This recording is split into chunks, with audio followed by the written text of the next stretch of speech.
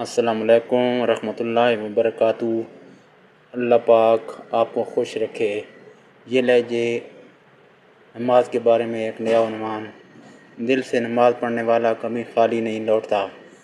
کبھی وقت نکال کر خاموشی سے سجدے میں گر جاؤ، کبھی کسی کو بتائے بغیر اللہ سے دل کا حال کہہ دو۔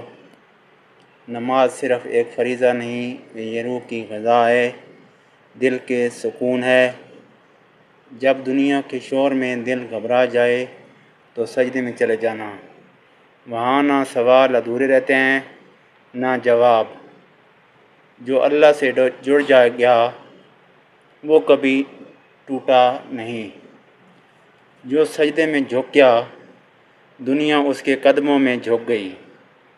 آج سے نماز کو ٹالنا نہیں بلکہ دل سے پڑھنا شروع کرو، پھر دیکھو زندگی کیسے بدلتی ہے۔ آخر میں سوال شامل کریں، آپ کو سب سے زیادہ سکون کس وقت کی نماز میں ملتا ہے؟ کمنٹ میں ضرور بتائیں۔ انشاءاللہ اگلی ویڈیو میں پھر ملاقات ہوگی۔ اگلی ویڈیو تک اجازت دیجیے۔ اللہ حافظ۔